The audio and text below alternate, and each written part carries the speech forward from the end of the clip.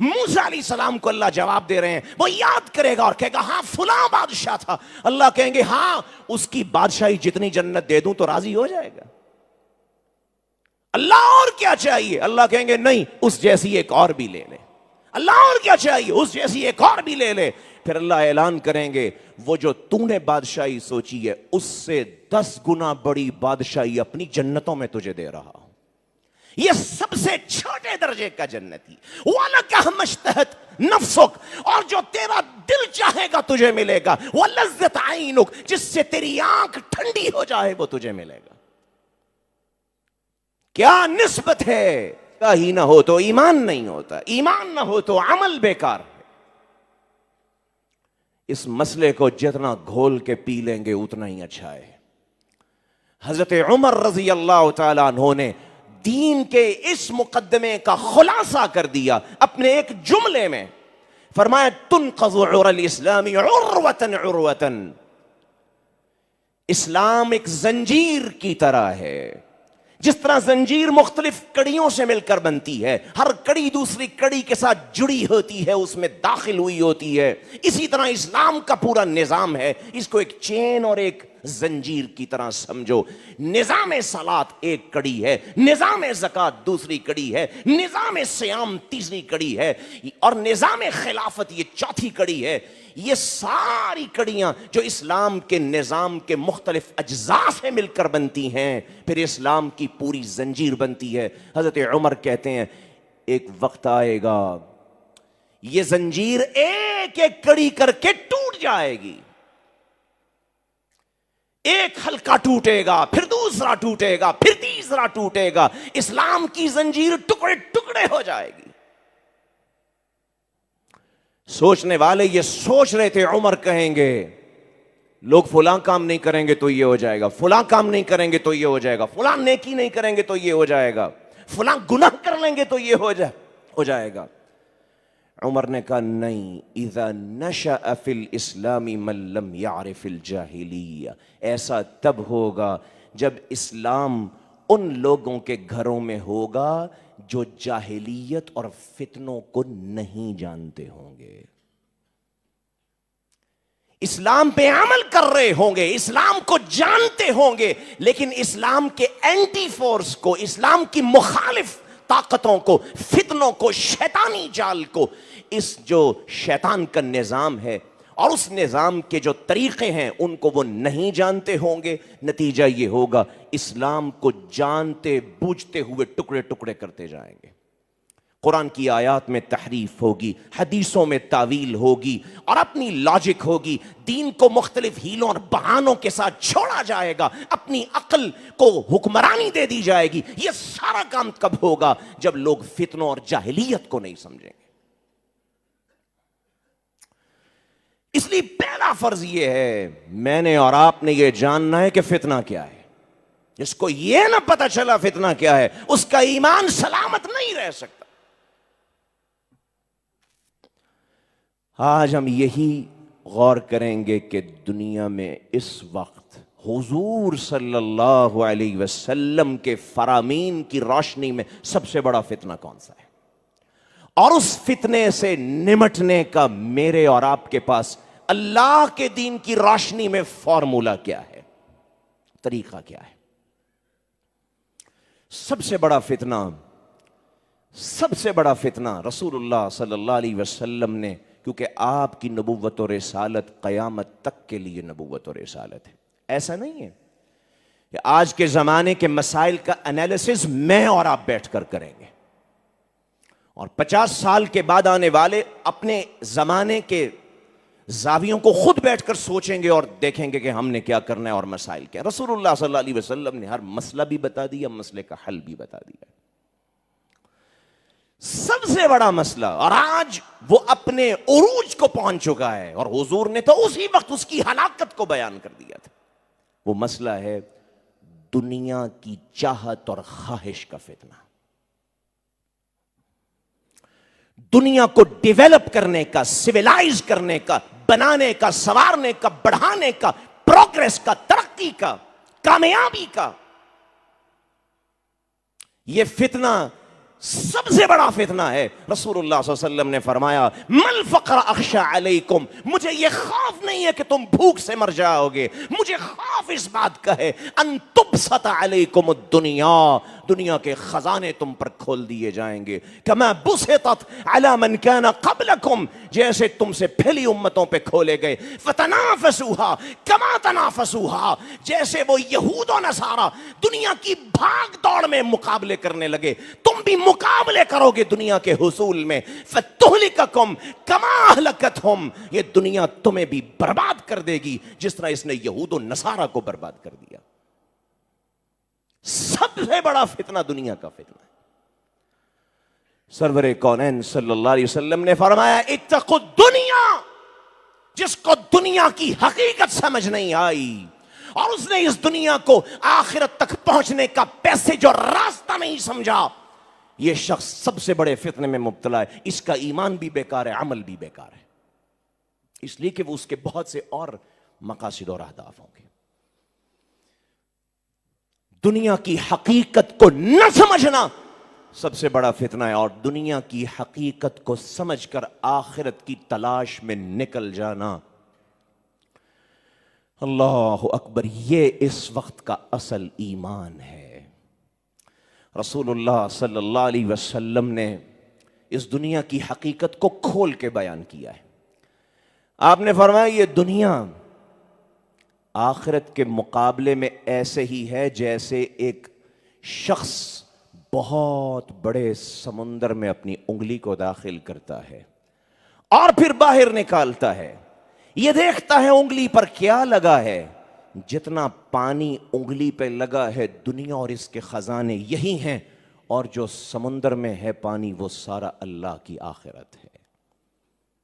یہ دنیا ہے وہ آخرت ہے.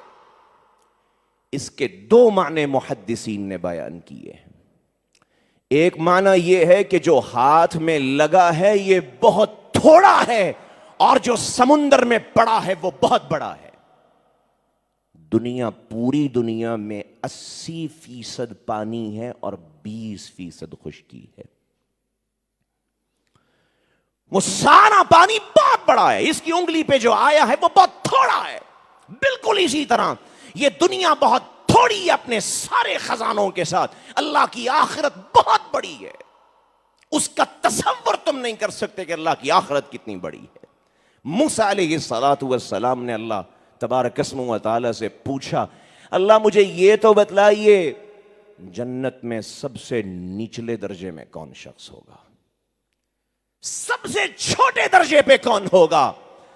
اللہ تبارک اسمہ و تعالی نے فرمایا وہ شخص ہوگا جب وہ آئے گا جنت کا پروانہ لے کر، جنت میں جو جو جا سکتا تھا اللہ کی رحمتوں کے نتیجے میں وہ جنت میں جا چکا ہوگا. یہ آخر میں جنت کا پروانہ لائے گا اور جب جنت کے دروازے پہ پہنچے گا کہے گا اللہ جنت میں تو ساری جگہیں لوگ لے چکے، اس کی پراپرٹی پہ قبضے ہو چکے، تو سب کو دے چکا ہے، میرے لیے کیا بچا ہے؟ اللہ اکبر. اللہ تبارک اسمہ و تعالیٰ اسے کہیں گے سوچو، یاد کرو دنیا میں بڑے سے بڑے بادشاہ کے پاس کیا تھا. فرعون بھی ہے، حامان بھی ہے، قارون بھی ہے، ذوالقرنین بھی ہے، الیگزینڈر دی گریٹ بھی ہے. یاد کرو. حضور فرماتے ہیں صلی اللہ علیہ وسلم، موسیٰ علیہ السلام کو اللہ جواب دے رہے ہیں، وہ یاد کرے گا اور کہے گا ہاں فلاں بادشاہ تھا. اللہ کہیں گے ہاں اس کی بادشاہی جتنی جنت دے دوں تو راضی ہو جائے گا. اللہ اور کیا چاہیے؟ اللہ کہیں گے نہیں اس جیسی ایک اور بھی لے لے. اللہ اور کیا چاہیے؟ اس جیسی ایک اور بھی لے لے.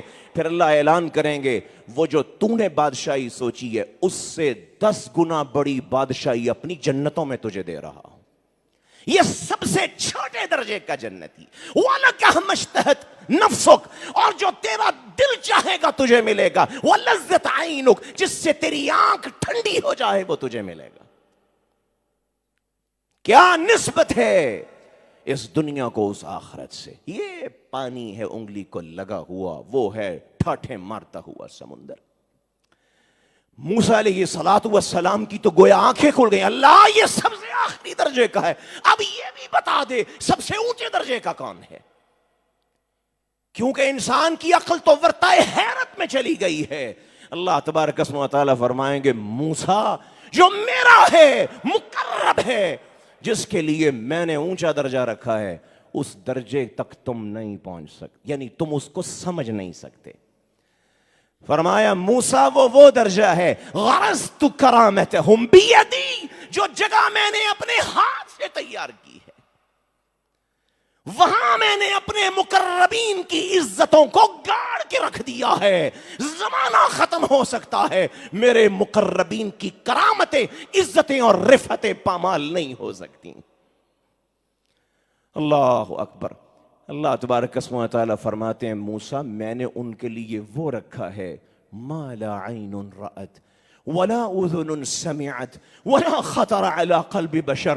ایک جنت تو وہ ہے جس کے تذکرے میں نے قرآن میں کر دیے، ایک وہ ہے جو میں نے انبیاء کے دلوں پہ الہام اور جو ہے وہ وحی کے ذریعے ان کو بتا دیے، وہ جنت ہے جس کا تذکرہ کسی کان نے سنا نہیں نہ سن سکتا ہے، کسی آنکھ نے دیکھا نہیں نہ دیکھ سکتی ہے، کسی دل میں اس کا خیال پیدا نہیں ہو سکتا۔ وہ جنت میں اپنے مقربین کو عطا کروں گا۔ کیا نسبت ہے اس دنیا کو آخرت سے؟ چند دن کی زندگی ہے ڈھلتی ہوئی، اور تکلیفوں میں اللہ کہتے ہیں ہم نے تمہیں مشقتوں میں پیدا کیا، اور تم نے کیا کیا؟ الہاکم التکاثر، دنیا اور مل جائے، پروگریس اور مل جائے، کامیابی اور مل جائے، تم نے اللہ کے خسارے، نفع اور نقصان کے تصورات کو بھلا دیا، خود اپنے نفع اور نقصان کے تصورات پیدا کیے۔ مال ہوگا نفع ہے، اور اولاد ہوگی نفع ہے، سٹیٹس ہوگا نفع ہے، ڈگریاں ہوں گی نفع ہے، دنیا کے عہدے اور مناصب ہوں گے نفع ہے، شہرت ہوگی نفع ہے۔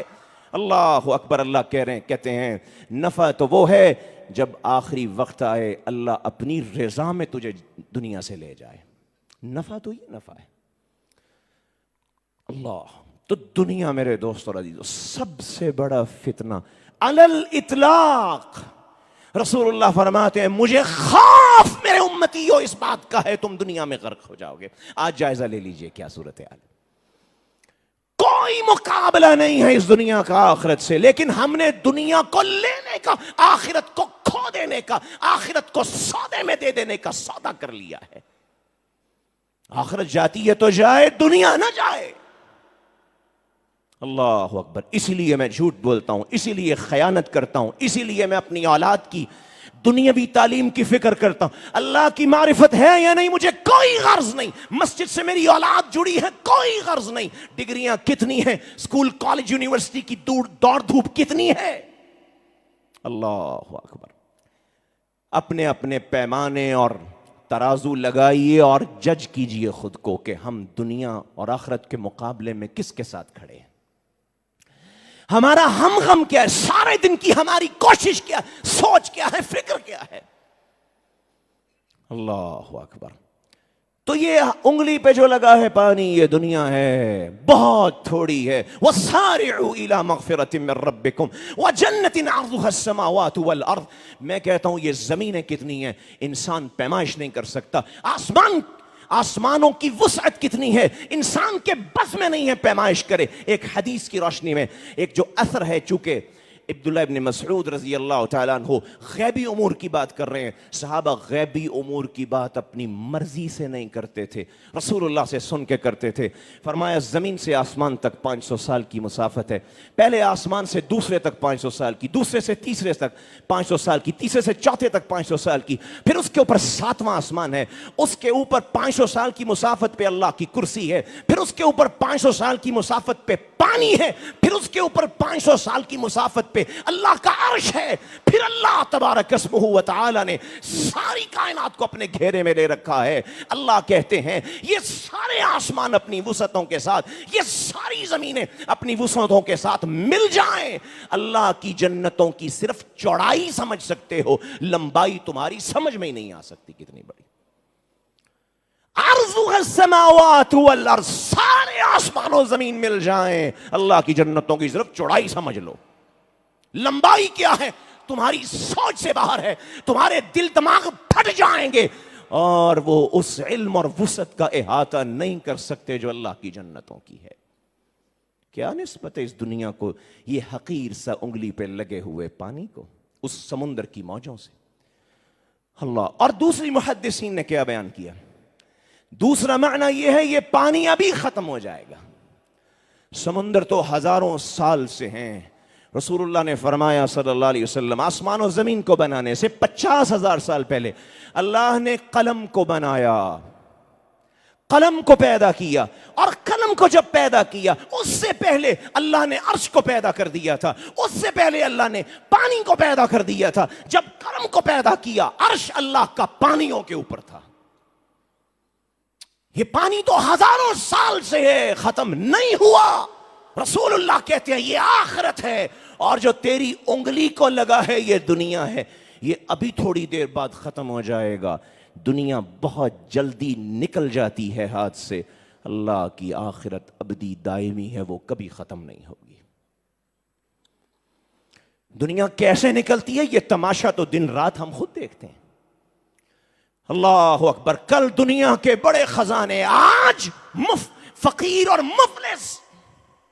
آج کچھ نہیں ہے, کل بہت کچھ ہے, پھر کچھ نہیں ہے, پھر بہت کچھ ہے, پھر کچھ نہیں رہا, اور پھر خالی ہاتھ اللہ کے پاس قبر میں اتر گیا. الہاکم التکاثر حتی زرتم المقابر. دنیا کا کھیل جس کو سمجھ میں نہیں آیا, اپنے گرد و پیش کی مثالوں سے سمجھ میں نہیں آیا دنیا کا ختم ہو جانا, وہ مقاتل بن سلیمان سے پوچھ لے. دوسری صدی ہجری کے بہت بڑے مفسر اور محدث مقاتل بن سلیمان خلیفہ منصور بادشاہ بنا. لوگ بیعت کے لیے آ رہے ہیں, بڑے بڑے علماء بھی آ رہے ہیں, مقاتل جیسے جلیل القدر عالم بھی آ گئے. خلیفہ کھڑا ہو گیا, بیعت ہو گئی. کہتا ہے کوئی نصیحت تو کر کے جائیں.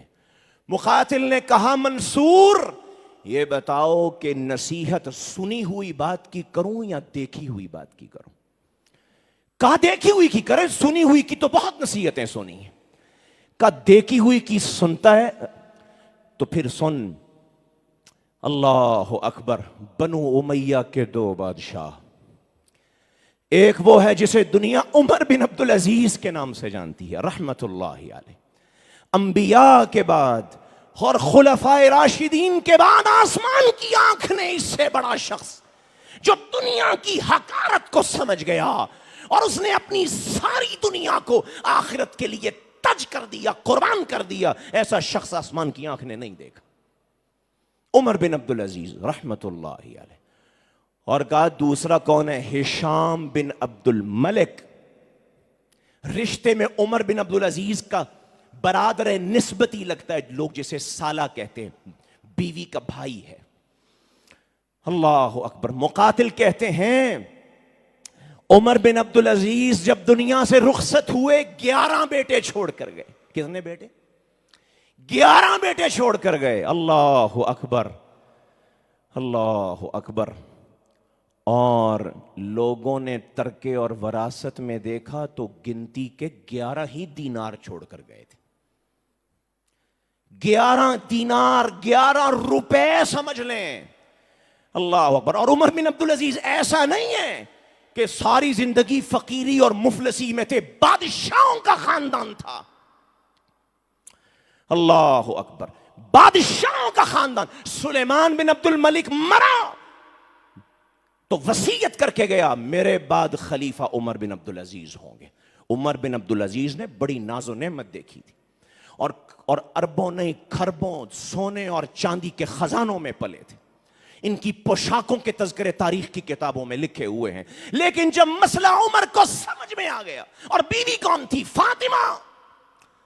انسانی تاریخ میں سیاسی اعتبار سے اس سے بڑی عورت اسلام کی تاریخ میں نہیں گزری. جس کا باپ بھی بادشاہ ہے, بنو امیہ کا بادشاہ, 1.5 صدی تک, 125 سال تک بنو امیہ کی حکومت اور غلبے اور سلطنت کا سورج غروب نہیں ہوا. اس بنو امیہ خاندان کا کامیاب بادشاہ اس فاطمہ کا باپ ہے, عبد الملک بن مروان. اس کا دادا بھی بادشاہ مروان, اس کا بھائی سلیمان بھی بادشاہ, ہشام بھی بادشاہ, ولید بھی بادشاہ, چوتھا بھائی بھی بادشاہ, اور پانچواں خامد عمر بن عبدالعزیز بھی بادشاہ. 7 بادشاہوں کی شہزادی ہے. بنو امیہ کی شہزادی ہے فاطمہ، عمر بن عبدالعزیز کی بیوی ہے. مسئلہ سمجھ میں آ گیا. دنیا کی حقیقت عمر پہ اللہ نے کھول دی. آخرت کی تلاش، آخرت کی رغبت کو سینے میں بھر دیا. گھر میں آئے کہا فاطمہ اللہ دنیا کی خواہشیں بہت پوری کر لیں، اب اللہ کی خواہشوں کو پورا کرنے کا وقت آیا ہے. اب امتحان شروع ہوا ہے، اب ہمیں آخرت چاہیے. اور مورخین نے لکھا ہے فاطمہ اٹھیں، شاہی خاندان میں کتنا سونا ہوگا، کتنا زیور ہوگا، سارا سونا سارا زیور لا کے عمر بن عبدالعزیز کے ہاتھ پہ رکھا کہ یہ بیت المال میں جمع کروا دیں، ہمیں اللہ کی آخرت چاہیے، دنیا نہیں چاہیے. تو عمر عبدالعزیز تو یہ تھے. مقاتل کہتے ہیں 11 بیٹے چھوڑ کر گئے، کیونکہ مال سارا اللہ کے راستے میں آخرت کمانے کے لیے دے دیا. 11 دینار چھوڑ کے گئے. 11 دینار کا کیا ہوا؟ 5 دینار تو کفن دفن کے انتظام میں لگ گئے. کفن آیا، لوگوں کو کھانا کھلایا، 5 دینار اس میں گئے. 4 دینار قبر کی زمین خریدنے کے پیسے دیے، اس پہ گئے. پیچھے 3 دینار بچے. کیا آئے گا ہاتھ میں؟ مفلس. اللہ اکبر. کہتے ہیں ہشام بن عبد الملک بنو امیہ کا بڑا طاقتور مضبوط بادشاہ، بہت بڑا تاجر، خزانوں کا مالک، دنیا سے رخصت ہوا. اللہ عبرتیں اور سبق کیسے بناتا ہے. 11 بیٹے چھوڑ کے ہشام بھی مرا، اور جب مرا تو وراثت میں لاکھوں کروڑوں دینار چھوڑ کے مرا. بلینئر تھا. ہر بچے کے پاس لاکھوں دینار سونے کے اس کے حصے میں آئے وراثت میں. مقاتل کہتے ہیں تماشا دیکھو منصور کیسا ہے، تو نے مجھے کہا ہے جو دیکھا ہے اس کی نصیحت کر. ایک دن میں نے دیکھا، اس ایک ہی دن میں نے دیکھا، کچھ عرصہ گزرنے کے بعد عمر بن عبدالعزیز کے انہی 11 بیٹوں میں سے ایک بیٹا ہے اللہ کے راستے میں 100 اونٹ صدقہ کر رہا ہے. اور میں نے اسی دن دیکھا ہشام بن عبد الملک کے 11 بیٹوں میں سے جنہوں نے لاکھوں سونے کے دینار وراثت میں پائے تھے، اسی دن میں نے دیکھا ایک وقت کی روٹی کھانے کے لیے لوگوں کے سامنے ہاتھ پھیلائے ہوئے تھا. یہ دنیا بہت تھوڑی ہے، یہ ہاتھ سے نکل جاتی ہے. اللہ کہتے ہیں کأنہم یوم یرونہا لم یلبثوا الا عشیۃ او ضحاہا. تم جب اپنے رب کے پاس پہنچو گے، دنیا میں تم نے سینکڑوں سال، تم نے دنیا میں سینکڑوں ہزاروں دن خوشی کے گزارے، نعمتوں کے گزارے، عالی شان بنگلوں کے گزارے. جب اللہ کے پاس پہنچو گے تو تمہیں سمجھ میں آئے گا کہ تم نے دن کی چند لمحے دنیا میں گزار کے آئے. دنیا بہت جلدی ختم ہونے والی ہے، اور آخرت ہے جو باقی رہنے والی ہے. جس نے دنیا کے فتنے کو سمجھ لیا اس نے اپنے ایمان کو بچا لیا، اور جس نے دنیا کے غفلت میں پڑ گیا اس کا ایمان بھی گیا اور اس کا عمل بھی گیا. اللہ ہمیں دنیا کے فتنے سے بچنے کی توفیق عطا. میرے دوستو عزیزو، یہ ہے فتنہ. اس سے بچنا کیسے؟ یعنی یہ تو بہت بڑا مضمون ہے. قرآن کھولتے جائیں. میرا یہ دعویٰ ہے قرآن مجید کا ورق پلٹے، کوئی ورق ایسا نہیں ہے جہاں اللہ نے یہ نصیحت اور درس نہ دیا ہو. دنیا کو چھوڑو، دنیا کی غفلت سے باہر آؤ اور اللہ کی آخرت کے متلاشی بن جاؤ. بہت بڑا. رسول اللہ صلی اللہ علیہ وسلم نے فرمایا دنیا میں ایسے رہو جیسے کن فی الدنیا کأنک غریب او عابر السبیل. عربی زبان میں او عطف کے لیے بھی آتا ہے، او اضراب کے لیے بھی آتا ہے. یہاں اس کا معنی اضراب ہے. دنیا میں ایسے رہو جیسے اجنبی رہتا ہے. نہیں نہیں نہیں، بلکہ ایسے رہو جیسے راستے میں چلنے والا مسافر کہیں رہتا. اس لیے کہ اجنبی پھر بھی اپنے تھوڑا بہت رہنے کا انتظام کرتا ہے. دل اس کا نہیں لگا ہوتا پردیش میں، لیکن انتظام کرتا ہے. حضور نے فرمایا ایسا بھی نہیں، جو اصل شے ہے وہ یہ ہے یوں رہو جیسے مسافر ہے. وہ ٹھہرتا ہی نہیں ہے، وہ بھاگتا اور چلتا چلا جاتا ہے. میں جلدی سے اپنی منزل پہ پہنچ جاؤں. میرے دوستو عزیزو، یہ ہے دنیا کا فتنہ. اللہ، اس سے بچنے کا طریقہ کیا ہے؟ 4 چیزیں ہیں، ان کو یاد کریں، محفوظ کریں اپنے دل میں اور پھر دنیا کو بتائیں، اپنے گرد و پیش کو سمجھائیں، اپنی اولادوں کی فکر کریں، اولادوں کے لیے سونے چاندی کے خزانے چھوڑ بھی جاؤ، کوئی گارنٹی نہیں ہے کہ یہ ان سونوں کے ساتھ زندہ رہیں گے۔ اللہ جس کو چاہے جب چاہے مفلس کرتا ہے، جس کو چاہے جب چاہے اس کے رزق میں اضافہ کرتا ہے۔ وَمَا نُنَزِّلُهُ إِلَّا بِقَدَرٍ معلوم۔ یہ مسئلہ آج ماڈرن سوسائٹی میں اور ماڈرن مارکیٹ کے اندر پرابلم ہو گئی ہے۔ یہ مسئلہ آج گہنا دیا گیا، الجھا دیا گیا۔ قرون اولیٰ میں صحابہ، تابعین، رسول اللہ صلی اللہ علیہ وسلم، انبیاء کو بہت واضح پتہ تھا۔ ہم نے کوشش کرنی ہے، وہ بھی اس لیے کہ اللہ نے کہا ہے کرو۔ رزق کوشش سے نہیں ملنا، رزق تو اللہ کے طے کرنے سے ملنا ہے۔ یہ مسئلہ تو طے شدہ ہے۔ سو اولادوں کی فکر کریں۔ 4 چیزیں ہیں دنیا سے بچنے کے لیے، لازم ہیں، اور اگر ان کو اختیار نہیں، ایک چیز بھی چھوڑ دی، کوئی گارنٹی نہیں ہے دنیا میں پھنس، اور دنیا میں پھنس گئے، ایمان بھی گیا اور عمل بھی گیا۔ پہلی چیز کیا ہے؟ اللہ اکبر۔ سب سے پہلی چیز ہے علم دین سے وابستگی۔ دنیا کے فتنے سے بچنے کے لیے پہلا فارمولہ کیا ہے؟ علم دین سے وابستگی۔ یہ ہمارے ہاں ڈاج دیا، ہمیں جو ہے دھوکہ دیا گیا یہ کہہ کر کہ پروفیشنلزم ہوتا ہے۔ ماڈرن سوسائٹی میں پروفیشنلزم ہوتا ہے، جو وکیل ہے وہ ڈاکٹر نہیں ہے، جو ڈاکٹر ہے وہ انجینئر نہیں ہے، ٹھیک ہے تم جو چاہو کرو، لیکن ایک چیز وہ ہے، وہ ہو تو تم انسان ہو، وہ نہیں ہو تو حیوان اور جانور ہو، اور وہ ہے علم دین۔ انہوں نے کہا نہیں نہیں، علم دین صرف مولوی کا کام ہے۔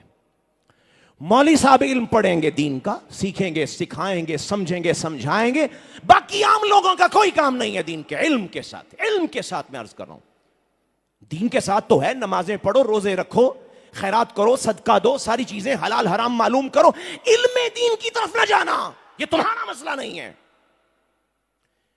کیونکہ اللہ نے شرط لگائی ہے، وہ عمل بیکار ہے جو علم کے بغیر ہو۔ یہ میں آج اتمام حجت کر رہا ہوں، ہر شخص اس مسئلے کو نوٹ کر لے اور سمجھ کے جائے۔ کوئی بھی شخص جو مسلمان ہے، بچہ ہے، بڑا ہے، بوڑھا ہے، غلام ہے، آزاد ہے، عورت ہے، مرد ہے، علم دین سے لگے رہنا روزانہ۔ علم دین کورس نہیں ہوتا 5 مہینے کر لیا اور 6 مہینے فارغ ہو کے چلے گئے، اب نہیں کرنا، میں نے کتابیں بند کر دی ہیں۔ علم دین کوئی ڈگری نہیں ہوتی، 2 دن لے لی پھر نہیں کیا، نہیں،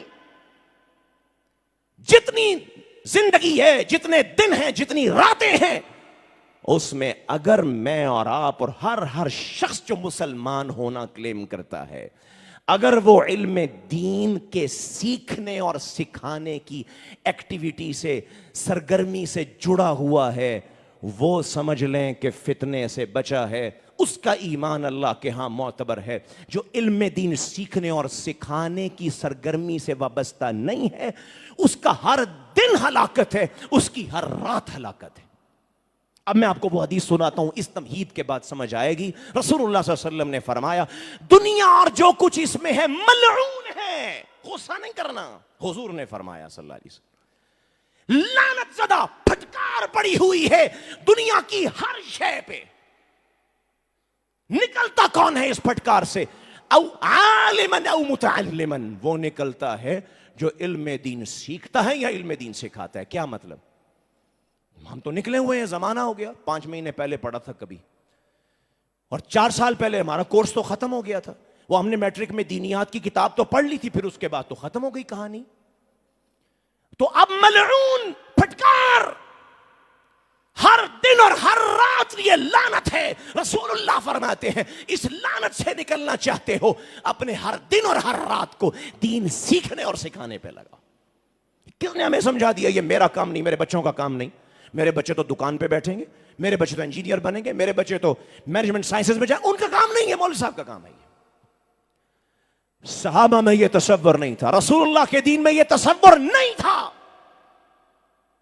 اور کہتے نہیں جی علم تو سیکھ لیا، بنیادی چیزیں تو پتہ ہے نا جی، ارکان اسلام کتنے ہوتے ہیں، ارکان ایمان کتنے تو پتہ ہے ہمیں سارا۔ اللہ کیا سمجھتے ہیں آپ وہ معلم کتنا بڑا معلم تھا محمد الرسول اللہ صلی اللہ علیہ وسلم.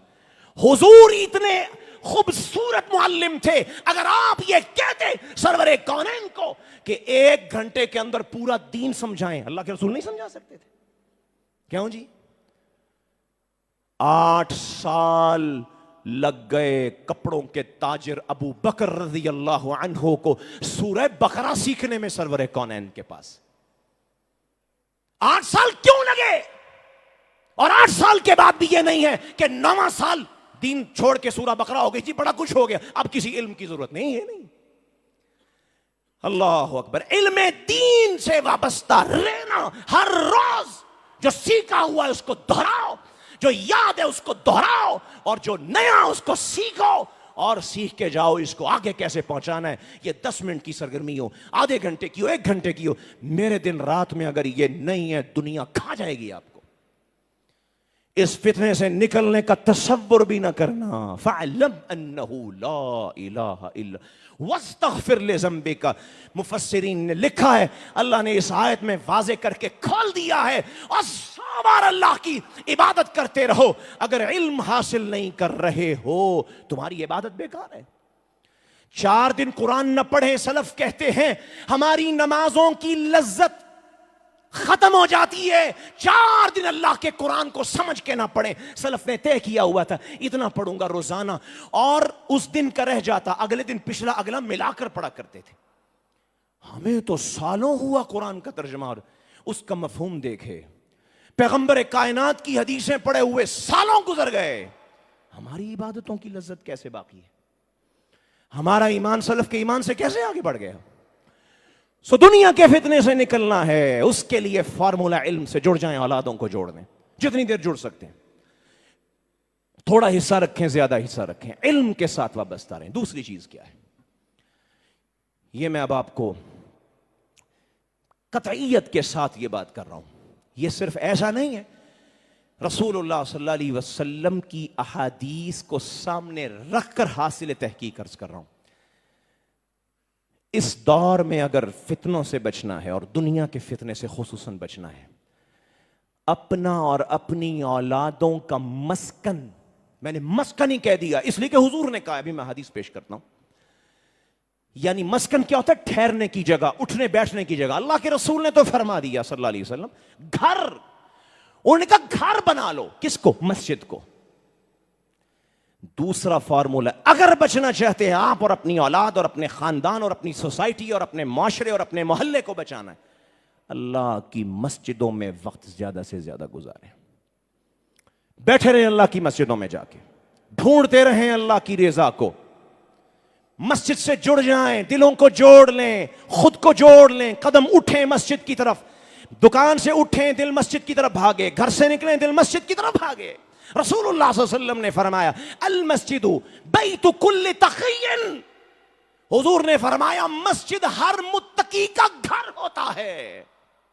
اگلے لفظ وجد آفری ہیں, وہ لفظ پڑھتے ہیں دماغ کے دریچے کھل جاتے ہیں. حضور نے فرمایا زمین اللہ لمن کان المسجد بیتہ, اللہ نے ضمانت لے لی ہے, اللہ نے ضمانت لے لی ہے. ہائی کورٹ کے وکیل نے نہیں, سپریم کورٹ بار کے وکیل نے نہیں, اللہ نے ضمانت لے لی ہے. کس بات کی؟ رسول اللہ نے فرمایا اللہ نے ضمانت لے لی ہے دنیا میں رہے گا, میری رحمتوں کی چھاؤں میں رہے گا. اور سن, یہاں بات ختم نہیں ہے. والجواز علی الصراط, جب محشر کے میدان میں اٹھ کے آئے گا, پل صراط کو دیکھ کر بڑوں بڑوں کے پسینے چھوٹ جائیں گے, کیل اور کانٹے ہوں گے, سلپری پل ہوگا, اور اس کے اوپر تلوار کی دھار سے زیادہ تیز پل کا بالکل پیک ہوگا, جہاں لوگ گر رہے ہوں گے, چھلنی ہو رہے ہوں گے, ٹکڑے ٹکڑے ہو کے جہنم کے منہ میں جا رہے ہوں گے. اللہ کہتے ہیں مسجد کو اپنا گھر بنانے والے آ جا, میں ضمانت لیتا ہوں, میں اللہ تجھے پل صراط سے گزار دوں گا. اور کہاں لے جاؤں گا؟ اِلَىٰ رِضْوَانِ اللَّهِ وَإِلَى الْجَنَّةِ, اپنی جنتوں میں بھی لے جاؤں گا. اور جنت کی سب سے بڑی نعمت وہ اللہ کی رضا کی نعمت ہے. اللہ کہیں گے جنتیوں میں تم سے راضی ہو گیا، اب کبھی ناراض نہیں ہوں گا. فرمایا جو متقی مسجد کو اپنا گھر بناتا ہے، اللہ کہتے ہیں یہ میری ضمانت ہے، اپنی جنت بھی دوں گا اور تجھے اپنی رضا کی چھاؤں میں بھی لے لوں گا. یہ مسئلہ اتنا سادہ نہیں. اللہ کے رسول نے فرمایا ان للمساجد اوتادا، او عقل والو سنو، مسجدوں میں بیٹھنے والے کچھ اوتاد ہوتے ہیں. اوتاد، یہ اوتاد کیا ہے؟ وتد کی جمع ہے، وتد. اور وتد کہتے ہیں عربی میں کیل کو، میخ کو، جس کو زمین میں ٹھونکا جائے تو مضبوطی سے گڑ جاتی ہے، لگاتے رہو زور نہیں نکلتی ہے. فرمایا میرے بندے، اللہ کہتے ہیں کچھ ایسے ہیں میری مسجدوں میں اوتاد ہیں، مسجد میں آ جائیں تو دنیا کی کوئی طاقت انہیں مسجد سے ہلا نہیں سکتی. دنیا کو بھول جاتے ہیں اللہ کی بارگاہ میں پہنچ کے، اور یہاں پہنچنا ہی ان کی راحت اور اطمینان کا ذریعہ ہوتا ہے. حضور فرماتے ہیں یہ کون لوگ ہیں؟ جلساؤہم الملائکہ، فرشتے ان کے پاس بیٹھنا اپنی سعادت سمجھتے ہیں. فرمایا یہ کہیں گم ہو جائیں، دنیا ڈھونڈے نہ ڈھونڈے، آسمان کے فرشتے ان کو ڈھونڈتے پھرتے ہیں. یہ بیمار پڑ جائیں، آسمان کے فرشتے ان کی عیادت کے لیے جاتے ہیں. ان کو کوئی حاجت اور ضرورت پڑ جائے، دنیا ساری دفع ہو جائے، آسمان کے فرشتے اس کی نصرت اور مدد کے لیے پہنچ جاتے ہیں. میرے دوست اور عزیزو، دنیا کے فتنے سے بچنے کا راستہ اللہ کی مسجد کا راستہ ہے.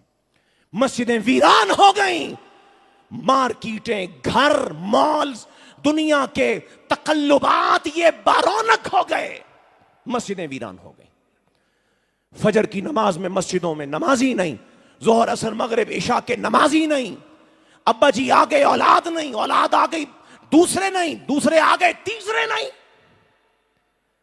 اللہ کے گھروں کو ہم نے چھوڑ دیا، اللہ کی رحمتوں نے ہمیں چھوڑ دیا. اگر دنیا کے فتنے سے بچنا ہے اللہ کی مسجدوں میں آ جائیں. عبداللہ ابن عمر کہتے ہیں سرور کونین کے ساتھ مغرب کی نماز پڑھی، اور نماز پڑھ کے ساتھی صحابہ، حالانکہ صحابہ وہ تھے جو نماز کے بعد ایسے نہیں سلام پھرا او اٹھ کے بھاگ رہے ہیں جیسے کرنٹ لگ گیا یہاں پہ. صحابہ اذکار کرتے تھے. رسول اللہ صلی اللہ علیہ وسلم تسبیحات فاطمہ 33 مرتبہ، سبحان اللہ، الحمدللہ، اللہ اکبر، لا الہ الا اللہ وحدہ لا شریک لہ، لہ الملک و لہ الحمد، اللہم انت السلام و منک السلام کی دعا، آیت الکرسی ہر نماز کے بعد ایک مرتبہ، تینوں قل، یہ سب کرتے، سنتیں پڑھتے، پھر جاتے. عبداللہ ابن عمر کہتے ہیں نماز مغرب پڑھی، سرور کونین نے ہمیں امامت کروائی، پھر اذکار ہوئے، پھر سنتیں ہوئیں. کچھ جانے والے چلے گئے، کچھ بیٹھنے والے مسجد میں ہی بیٹھے رہ گئے. حضور آئے، حضور کی پیشانی سے پسینہ چھوٹ رہا ہے اور آپ کی سانس پھولی ہوئی ہے.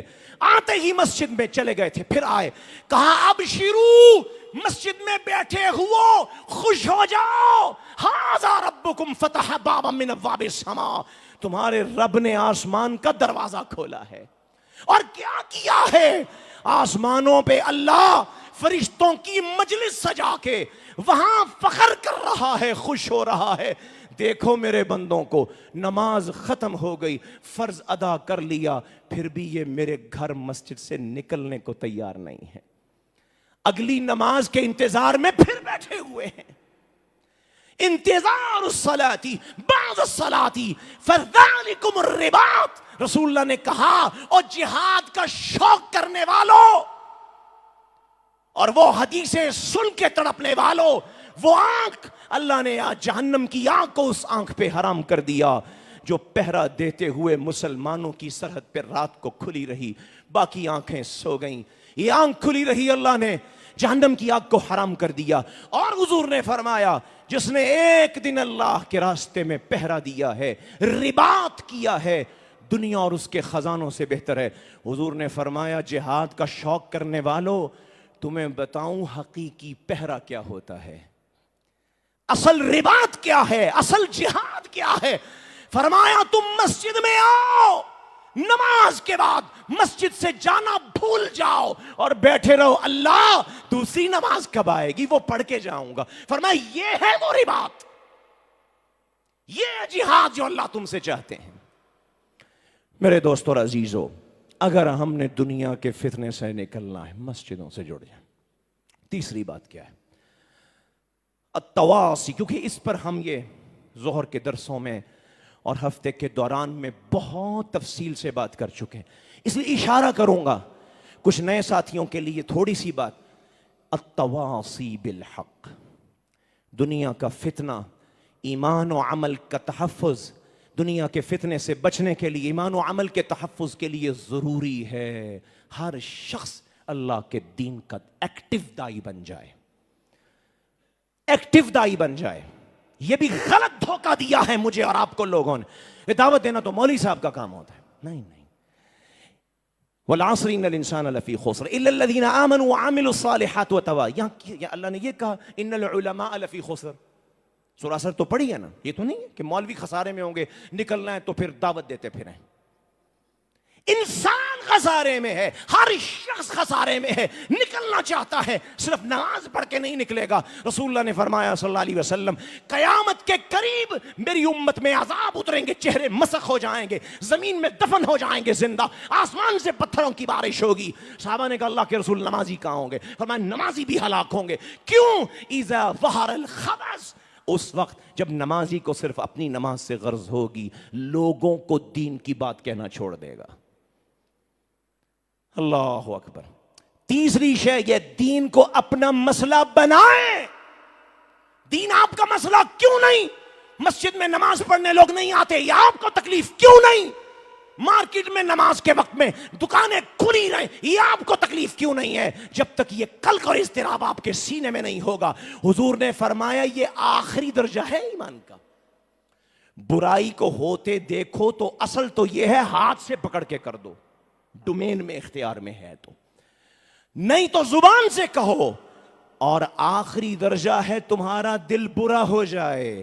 وَلَيْسَ وَرَاءَ ذَلِكَ حَبَّةُ خَرْدَلٍ مِّنْ ایمان. فرمایا اگر یہ بھی نہیں ہے تو سمجھو سینے میں رائی کے دانے کے برابر بھی ایمان نہیں ہے. میزان لگا لیں اور چیک کر لیں. کتنے لوگوں کو جھوٹ بولتے ہوئے لوگوں کو دیکھ کر قلق اور اضطراب ہوتا ہے، کتنوں کی زبانیں کھلتی. کتنے لوگ اپنے گھروں کی صفائی اور تطہیر کرتے ہیں، اپنی اولادوں کا محاسبہ کرتے ہیں، ان کا ڈومین ہے. حضور نے فرمایا 10 سال کا بچہ ہو جائے وَضْرِبُوهُمْ عَلَيْهَا، نماز کے لیے مارو. ہمیں کہا نہیں جی مار نہیں پیار. یہ کون سا دین ہے اور ہم نے کہاں سے سیکھا ہے؟ اپنے ڈومین میں ہم نے ہر زبردستی کر کے دنیا کا کام کیا، نہیں کیا تو اللہ اور اس کے رسول کا کام نہیں کیا. کیوں؟ کیونکہ اللہ اور اس کے رسول کے کام کو براہ راست ہم اپنا کام نہیں سمجھتے. میری دکان کا خسارہ میرا ہے، بڑی تکلیف ہے مجھے. میرے گھر کا خسارہ میرا ہے، بہت تکلیف ہے مجھے. لیکن اللہ کے دین کا خسارہ میرا نہیں تو کوئی بات نہیں. کبھی ہوا کہہ لیا، نہ ہوا تو نہیں کہا. دنوں کے دن، ہفتوں کے ہفتے گزر کے خیر ہے، کوئی مسئلہ. یہ شے خسارے سے نہیں نکالے گی. تواصی، ہر شخص دین کو اپنا مسئلہ بنائے اگر وہ دنیا کے فتنے سے نکلنا چاہتا ہے. اور چوتھی اور آخری بات کیا ہے؟ دین کو سیکھنا ہے تو اپنا میڈیم ٹھیک کریں. میڈیا سے دین سیکھنے والا دنیا کے فتنے سے کبھی آزاد نہیں ہو سکتا. آج تصویری کلچر نے شیطان کے پورے جال میں پھنسا لیا ہے امت مسلمہ کو. جس شے کو اللہ کے رسول نے شر محض قرار دیا، حضور نے فرمایا کتا اور یہ برابر ہے. اب کوئی شخص کتے سے دین سیکھے گا؟ دین کیسے سیکھے گا کتے سے؟ نہیں سیکھ سکتا. حضور نے فرمایا کتا جس گھر میں ہے، اللہ کے فرشتے اس گھر میں داخل ہونا اپنے لیے عیب سمجھتے ہیں اور نہیں آتے اس گھر میں. میں اور آپ اللہ کے دین کی خیر تک اس کے ذریعے کیسے پہنچ سکتے ہیں؟ تصویر سے دین سیکھ کے میں خیر تک پہنچ جاؤں گا. حضور کہہ رہے ہیں یہ آبجیکٹ شر ہے، یہ شر ہے جس کو حضور شر کہتے ہیں. میں اس سے سب سے بڑی خیر یعنی رسول اللہ کا دین سیکھنا چاہتا ہوں. اپنے گھروں سے صفائی کریں، خود اپنے ذہنوں سے صفائی کریں، تصویری کلچر سے نکلیں، میڈیا سے نکلیں. اللہ کا دین میڈیا سے نہیں سیکھنا، اللہ کا دین کتاب اللہ سے سیکھنا ہے، سنت رسول سے سیکھنا ہے. اور یہ دین صرف مسجد میں ملتا ہے. اللہ کے گھر میں ملتا ہے. یہاں اللہ کے فرشتے روحانی نظام پیدا کرتے ہیں, دلوں کی دنیا بدلتی ہے. جو میڈیا سے دین سیکھے گا یہ طے کر لیں وہ دنیا کے فتنے سے نہیں نکل سکتا. یہ 4 اصول ہیں دنیا کے فتنے سے نکلنے کے. اللہ ہمیں ان کو سمجھنے اور ان پہ عمل کرنے کی توفیق عطا فرما. وما توفیقنا الا باللہ.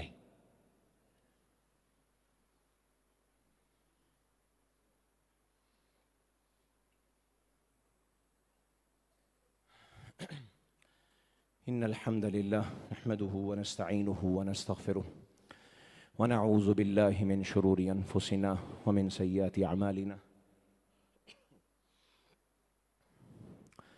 من يهده الله فلا مضل له ومن يضلل فلا هادي له وأشهد أن لا إله إلا الله وحده لا شريك له وأشهد أن محمدا عبده ورسوله. أما بعد فأعوذ بالله من الشيطان الرجيم. إن الله وملائكته يصلون على النبي يا أيها الذين آمنوا صلوا عليه وسلموا تسليما.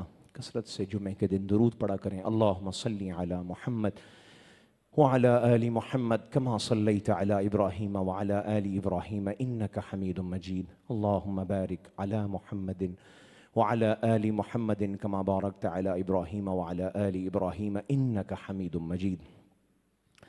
ربنا آتنا في الدنيا حسنة وفي الآخرة حسنة وقنا عذاب النار. اے اللہ ہمارے سینوں کو ایمان کے نور سے منور فرما دے. اے اللہ گناہوں کی آلائشوں کو دھو دے. اے اللہ ہمارے سینوں کی سیاہیوں کو دھو دے. اے اللہ ہمیں کفر و نفاق سے محفوظ فرما. اے اللہ ہمیں شرک اکبر و اصغر سے محفوظ فرما. اے اللہ ہمیں ریا کے فتنے سے بچا لے, نفاق کے فتنے سے بچا لے. اے اللہ ہمارے دلوں کو ایمان سے بھر دے, تقوی سے بھر دے, خیر سے بھر دے. اے اللہ ہمیں شر سے بچا لے. اے اللہ ہمیں فتنوں سے محفوظ فرما. اللہم انا نعوذ بک من الفتن ما ظہر منها وما بطن. اللہ جو ظاہر فتنے ہیں ان سے بھی بچا لے. اللہ جو باطن فتنے ہیں ان سے بھی بچا لے. اے اللہ ہمیں آخرت کا متلاشی بنا دے. اے اللہ ہمیں آخرت کے لیے جینے والا بنا دے. اے اللہ ہم سب کے جان و مال اور عزت اور دین کی حفاظت فرما. اے اللہ دین کی حفاظت فرما. اے اللہ مسلمانوں کی, پاکستان کی پوری امت مسلمہ کی حفاظت فرما. اے اللہ ہم پر اپنی رحمت اور برکتوں کا نزول فرما. اے اللہ ہمیں فتنوں سے, امتحانوں سے بچا لے. اے اللہ ہمیں آزمائشوں امتحانوں سے بچا لے. اے اللہ ہمیں اپنی رحمتوں کی چھاؤں میں لے لے. اے اللہ جو بیمار انہیں صحت عطا فرما دے, جو پریشان حال ہیں غیب سے ان کی نصرت و مدد فرما دے. اے اللہ جو اس دنیا سے ایمان اور تقوی کے ساتھ چلے گئے, ابھی کچھ عرصہ پہلے قاری ادریس العاصم رحمہ اللہ اللہ کی بارگاہ میں پہنچے ہیں. خصوصیت سے دعا کریں. اور علماء بھی جو فوت ہوئے, عام بھی جو توحید اور ایمان کے ساتھ دنیا سے رخصت ہوئے, اللہ انہیں اپنی بڑی جنتوں میں داخل فرما. اللہ ان کی مغفرت فرما. اللہ ان کے درجات بلند فرما. اے اللہ ہم اس دنیا سے رخصت ہوں, تو ہم سے راضی ہو چکا ہو. اے اللہ ہم ایمان اور عمل کے ساتھ اس دنیا سے رخصت ہوں. اے اللہ قبر میں پہنچے جنت کا باغیچہ بنے. اے اللہ محشر میں اٹھیں سرور کونین کی رفاقت ملے, حوض کوثر کا پانی ملے. اے اللہ ہم جنتوں میں جائیں تو جنت الفردوس کے وارث بنائے جائیں. اے اللہ تو ہمیں اپنی رضا کا پروانہ عطا فرما. اے اللہ تو ہمیں اپنا خوبصورت دیدار عطا فرما. اے اللہ ہم سب کو معاف فرما دے. اے اللہ ہم سب کو صراط مستقیم پہ قائم فرما دے. اے اللہ ہمیں دین پر استقامت دے دے. اللہ ہماری اولادوں کو بھی دین پہ استقامت دے. اللہ سارے معاشرے میں خیر کو غالب فرما دے, شر کو مغلوب کر دے, خیر کو غالب فرما دے, اسلام کو غالب فرما دے, دین کا چرچا عام فرما دے. اے اللہ نیکیوں کے لیے آسانیاں فرما دے, گناہوں کے لیے مشکلیں اور ناممکنات پیدا فرما دے. اے اللہ ہم پر اپنی رحم فرما دے. ربنا تقبل منا انک انت السمیع العلیم وتب علینا انک انت التواب الرحیم. یہ ایک اعلان بھی ہے کہ انشاءاللہ